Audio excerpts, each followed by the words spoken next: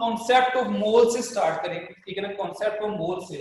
और हमारे पास 4 टाइप्स की केमिकल एंटिटीज होती हैं, 4 टाइप्स की, 4 टाइप्स की क्या होती हैं केमिकल एंटिटीज।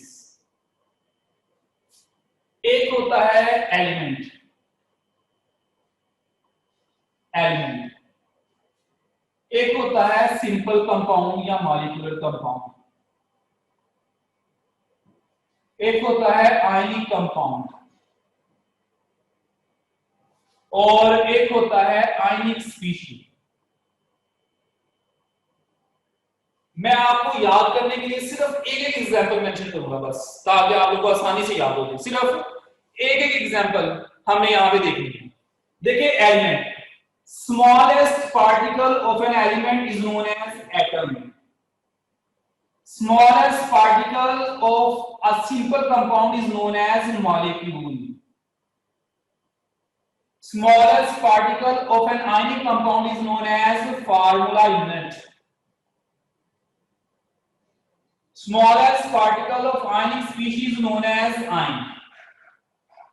मैं आपको बता रहा हूं 4 किस्म की केमिस्ट्री में केमिकल एंटिटीज इस्तेमाल की जाती हैं। मैं आपको कॉन्सेप्ट को मोल पढ़ा रहा हूं जो इंतहाई इंपॉर्टेंट टॉपिक है एंट्री टेस्ट के पॉइंट ऑफ व्यू से, और स्टूडेंट को इसकी अक्सर समझ नहीं होती, तो इसलिए इस पे गौर कीजिएगा। अच्छा जी, द मास ऑफ एटम, याद रखिएगा इसकी भी टर्म होती है एटॉमिक मास, मॉलिक्यूल के मास के लिए मॉलिक्यूलर मास, और फार्मूला यूनिट के लिए इसके लिए फार्मूला मास, इसके लिए टर्म हम इस्तेमाल करते हैं आयनिक मास। अच्छा ये एलिमेंट की एग्जांपल है मेरे पास हाइड्रोजन एज एन एलिमेंट। देखिए हाइड्रोजन आपका रिलेटिव एटॉमिक मास है 1.008 AMU। आपने यहां पे AMU की बजाय क्या कर देना है, ग्राम कर देना है। आपने यहां पे AMU की बजाय क्या कर देना है, ग्राम। इसी तरह से मॉलिक्यूल की एग्जांपल दूं मैं आपको, मेरे पास है वाटर, 18 AMU की बजाय आपने इसकी क्या लिख देना है, ग्राम। NaCl हमारे पास 58.5 ग्राम, OH हमारे पास क्या है 70 ग्राम। गौर करें मैंने किसी के साथ भी AMU मेंशन नहीं किया, और किसी भी चीज के मास को ग्राम में रिप्रेजेंट करना मोल कहलाता है। Atomic mass of an element, definition बता रहा हूं मैं, atomic mass of an element, molecular mass of a compound, formula mass of ionic compound, ionic mass of ionic species expressed in grams is known as molar mass of that substance which is equal to the 1 mole of that substance। तो 1 मोल, एक मोल में जो मास होता है वो molar mass कहलाता है। तो ये उनके 1 मोल में रिप्रेजेंट किए हैं। आसान लफ्जों में आपने जो चीज AMU में ली थी उसको ग्राम में ले लेना है। AMU तो आपको पता है रिलेटिव एटॉमिक या रिलेटिव मॉलिक्यूलर मास होता है, या AMU हम रिलेटिव आइसोटोपिक मास के लिए इस्तेमाल करते हैं, रिलेटिव मासेस के लिए इस्तेमाल करते हैं। जब ग्राम अगर लिखा हो तो वो अमूमन मोल के लिए रिप्रेजेंट किया जाता है। ग्राम लिखा हो तो किसके लिए होता है कि वो मोल के लिए होता है। समझा रही है बात की? तो ये आप लोगों ने याद रखना है कि किस तरह से हम लोग इसको मेंशन करेंगे। अब यहां गौर कीजिएगा बात पे जरा, मैं फाइंड करना चाहता हूं मोल्स, तो मोल फाइंड करने के लिए ठीक है ना, नंबर ऑफ मोल्स, मैं फार्मूला लिख लेता हूं, गिवन मास और मोलर मास, गिवन मास और मोलर मास, गिवन वॉल्यूम और मोलर वॉल्यूम। मोलर वॉल्यूम मैंने पढ़ाया नहीं है लेकिन आपको भी ये मैं बता देता हूं, ठीक है ना। Given particle over Avogadro's number, ठीक है ना। और परसेंटेज, ये देखिए जरा, percentage of element divided by atomic mass. आपको ये फार्मूला मैंने कहां से लिखा है, ये फार्मूला मैंने एम्पिरिकल फार्मूला में स्टेप्स लिखे हुए हैं, उसके सेकंड स्टेप से लिखा है।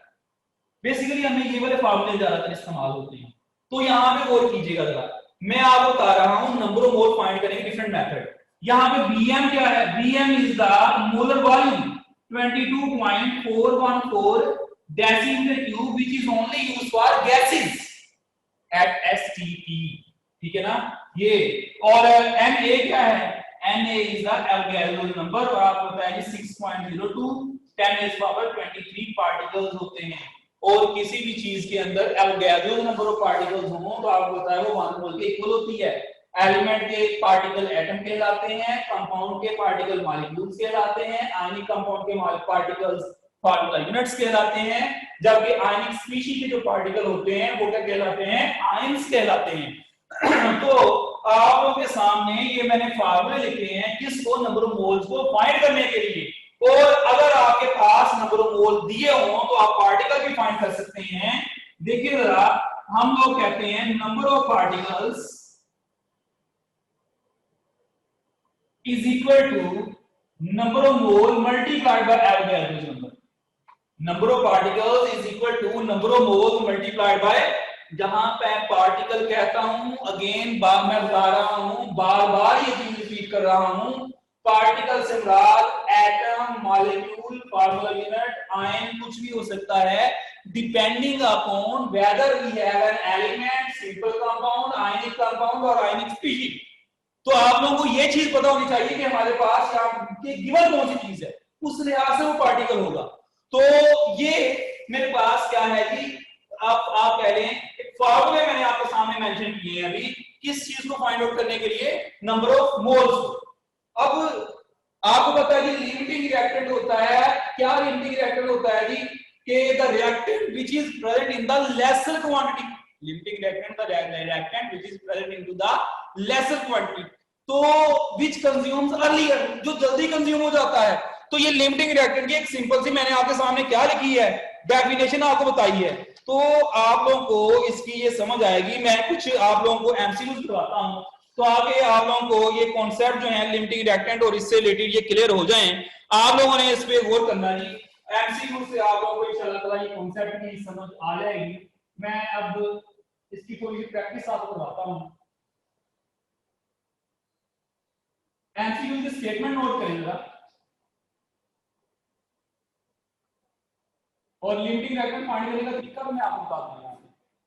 स्टेटमेंट क्या है जी, 10 moles of hydrogen are 10 moles of hydrogen are allowed to 10 moles of hydrogen are allowed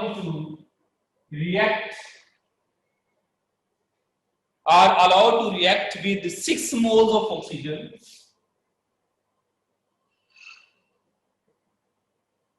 6 moles of oxygen। एक एमसीक्यू से मैं 3-4 एमसीक्यूज बना के दिखाऊंगा आपको। Oxygen, how much water will be obtained, ठीक है ना, from the reaction on complete consumption of one gas, how much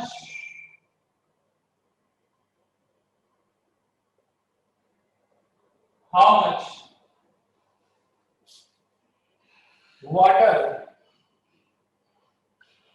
is obtained on complete consumption of one gas।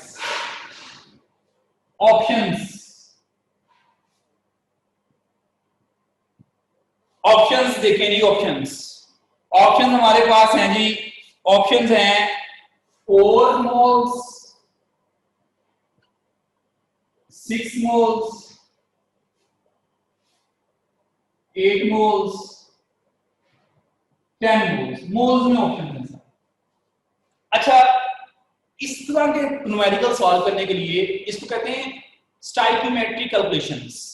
याद रखिएगा, स्टाइकियोमेट्रिक कैलकुलेशंस के लिए सबसे मेन चीज होती है बैलेंस केमिकल इक्वेशन, क्योंकि स्टाइकियोमेट्री जो होती है बेसिकली बैलेंस केमिकल इक्वेशन की स्टडी होती है। और बैलेंस केमिकल इक्वेशन लिखना जरूरी है क्योंकि यहाँ पे वाटर फॉर्मेशन की बात हो रही है हाइड्रोजन और ऑक्सीजन से। तो मेरा जो फर्स्ट ऑब्जेक्टिव है वो इक्वेशन राइट करना है, hydrogen and oxygen combine together to form water.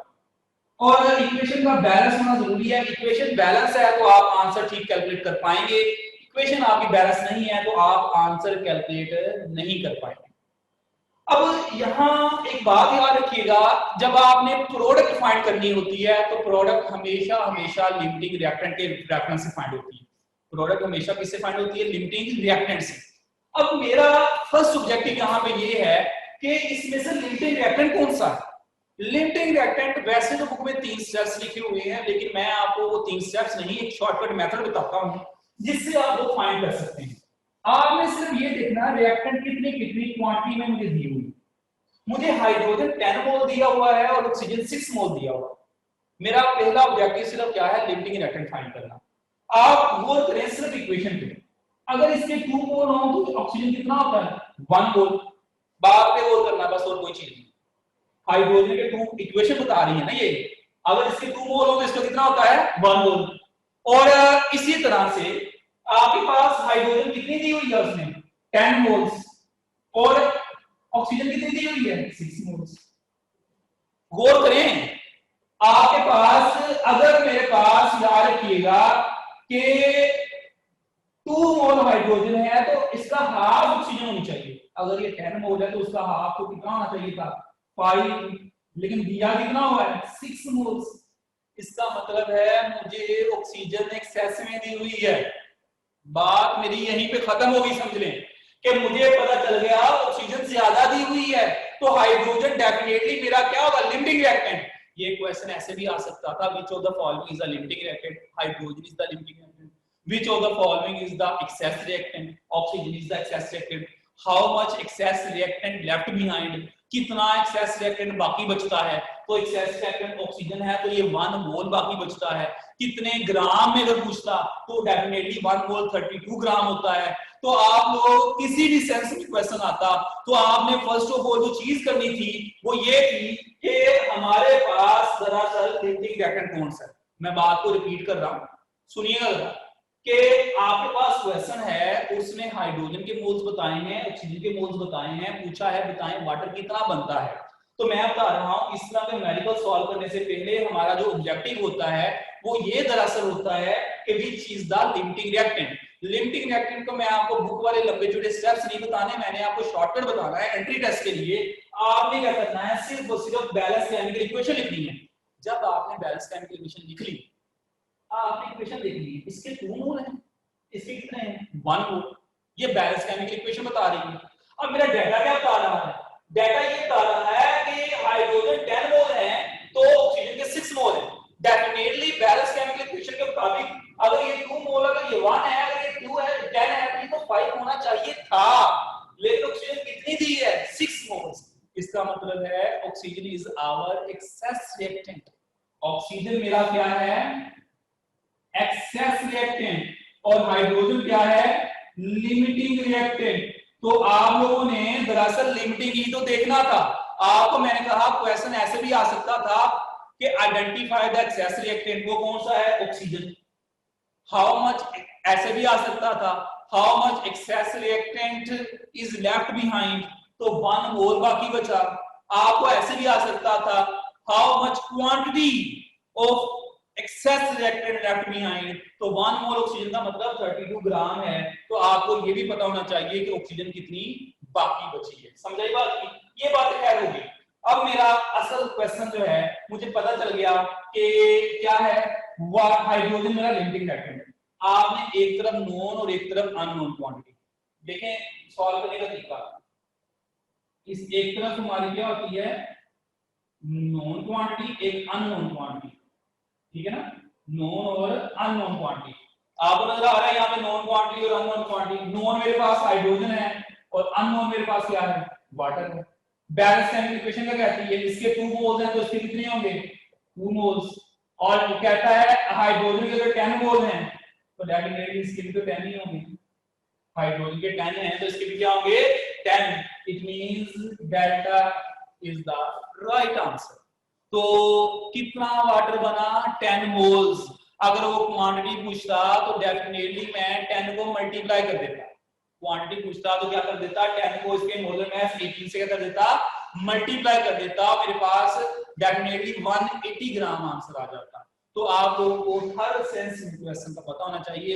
हमारा मेन ऑब्जेक्टिव होता है कि what is the limiting reactant. जो मेजर चीज होती है वो ये होती है what is the limiting reactant. आपने ये फाइंड करना होता है लिमिटिंग रिएक्टेंट कौन सा है। अच्छा, ये मैंने आप लोगों को बात यहाँ पे बता दी है। अब मैं एक और तरह से आपको एक एमसीक्यू करवाता हूँ कि आप मोल के रेफरेंस से कोई अननोन कंपाउंड आपके पास गिवन हो और उसमें से कोई एलिमेंट फाइंड करना हो, वो भी फाइंड कर सकते हैं। मोल से ना, मोल से आप कोई एलिमेंट अगर आप कहा जाए वो एलिमेंट भी फाइंड कर सकते हैं। तो क्वेश्चन की स्टेटमेंट में वो कीजिएगा जरा। क्वेश्चन की स्टेटमेंट क्या है? क्वेश्चन की स्टेटमेंट है a sample of 0.1 mole of metal M, a sample of 0.1 mole of metal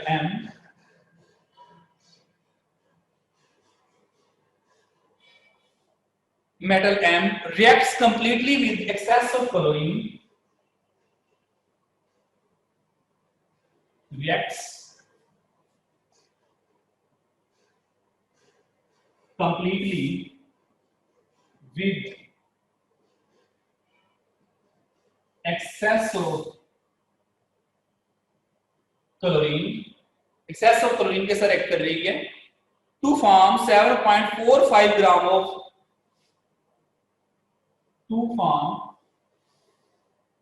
7.45 grams of MCl। कोई कंपाउंड है, आयनिक कंपाउंड होगा। What is the atomic mass of metal M? What is the atomic mass of metal M? आपने बताना है metal M का atomic mass कौन सा क्या है। अच्छा, ये क्वेश्चन ऐसे भी हो सकता था, वो पूछ सकता था कि what is the formula of metal M? Metal M का फार्मूला क्या है, ठीक है ना। तो डिफरेंट आप लोगों को पता होना चाहिए। 23 ग्राम पर मोल, 40 ग्राम पर मोल, 39 ग्राम पर मोल, 56 ग्राम पर मोल। हमने मेटल आइडेंटिफाई करनी है, मोलर मास मतलब आइडेंटिफाई करना। अच्छा, ये अगेन इस तरह का क्वेश्चन है, आपके पास डाटा कौन सा गिवन है, हम अंडरलाइन कर लेते हैं। ये देखिए जरा, ये चीज गिवन है मेटल एम और ये यहां पे 0.1 मोल एम का गिवन है। मैं इसके लिए भी क्या करता हूं, शुरू में एक इक्वेशन राइट करता हूं। जारी बात है मेटल एम के क्लोरीन के साथ रिएक्ट करती है, मेटल एम क्लोरीन के साथ रिएक्ट करती है और क्या बनाती है, MCl। क्योंकि मुझे पता है क्लोरीन मॉलिक्यूल को, आप इसको हाफ कर लें या इसको 2 से मल्टीप्लाई कर लें, एक ही बात है। इसको आप कर लेंगे, इसको 2 से मल्टीप्लाई कर लें, एक ही बात है। अब ये मेरे पास आ गया। अच्छा, 0.1 मोल ऑफ मेटल एम दिया हुआ है, मैं इसको कैसे करता हूं? आपको नजर आ रहा है इक्वेशन, एम के 2 मोल है तो इसका 1 मोल है तो इसके 2 मोल है, ठीक है ना, according to the balance chemical equation. अगर डेफिनेटली इसके 0.1 मोल होते तो इसके, क्योंकि दोनों के इक्वल हैं, मैं इसको इसके साथ कंपेयर कर रहा हूं, m को MCl, क्योंकि दोनों के नंबर ऑफ मोल क्या है, इसके 2 है, इसके 2 है, इसके 10 है, इसके 10 है, इसके 0.1 है तो इसके भी 0.1 है। दोनों के नंबर ऑफ मोल क्या है, इक्वल। सिमिलर चीजों को मैं क्या कर रहा हूं, कंपेयर कर रहा हूं। इसका मतलब इसके इतने मोल्स हैं, वो करें, इसका मुझे मोल उसने मास दिया हुआ है। अभी मैंने फार्मूला लिखा था कि मास ओवर मोलर मास, ये फार्मूला मैंने मेंशन किया था। अगर आप यहां पे देखें तो हमें तो मास दिया हुआ है, मोल भी मुझे पता है, तो मैं मोलर मास को फाइंड कर सकता हूं ना, m over number of moles. m कितना दिया हुआ उसने बोला 7.45 और डिवाइडेड बाय 0.1। आप देखें हमारा ये 0.1 पॉइंट एक दर्जा और उधर चला जाएगा, 74.5 आ जाएगा। क्या आया, ये ग्राम पर मोल, ये मोलर मास आया ना। किसका मोलर मास आया, MCl का। किसका मोलर मास आया, MCl। देखें MCL आया है और ये it means M plus CL, ऐसे ही है ना। अब ये मुझे पता चल गया कितना 74.5, ये मैंने फाइंड करना है। कैलोरी का तो मुझे पता होता है ना 35.5 है। आप इधर आके माइनस करें तो इसको जरा 74.5 माइनस 35.5 आंसर कितना आता है मेरे पास। आंसर अगर आप लोग गौर करें तो हमारे पास आ रहा है 39 ग्राम पर मोल। ये क्या चीज आ गई है, ये मेरे पास M आ गया। क्या आ गया है M 39। तो आपको पता है 39 क्या होता है, 39 होता है भी पोटेशियम। आपसे ये एलिमेंट्री पूछा जा सकता था। दोबारा एक बार देखिए, मैं आपको मोल की सिग्निफिकेंस बता रहा हूं। मोल की एक सिग्निफिकेंस ये भी आपको बताई गई है कि मोल से आप एक अननोन कंपाउंड के अंदर आप कोई एलिमेंट भी फाइंड आउट कर सकते हैं। किस तरह फाइंड आउट कर सकते हैं, स्टेटमेंट आपके सामने है कि मेरे पास एक सैंपल है, कहता है a sample of 0.1 mole of metal M reacts completely with excess of chlorine to form 7.45 gram of MCl. What is the atomic mass of the metal M? तो मैंने क्या किया, मैंने पहले बैलेंस केमिकल इक्वेशन लिखी है। जब आपने बैलेंस केमिकल इक्वेशन लिख ली तो आपने मोल्स को कंपेयर किया, मोल मोल रिलेशनशिप। अब ये 2 मोल अगर मेटल M के हैं तो 2 मोल इसके हैं, अगर इसका 0.1 मोल है तो इसका 0.1 मोल है, ये कंपैरिजन हो गया। अब अगली बात सुनिए जरा, जब मेरे पास इसका मोल आ गए, इसका मुझे मैस दिया हुआ है तो मैं इस फार्मूले से इसका मोल मैस निकाल सकता हूं।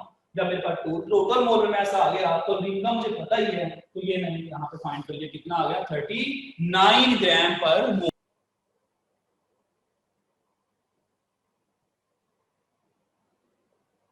Volume occupied by 1.6 gram of oxygen molecule will be।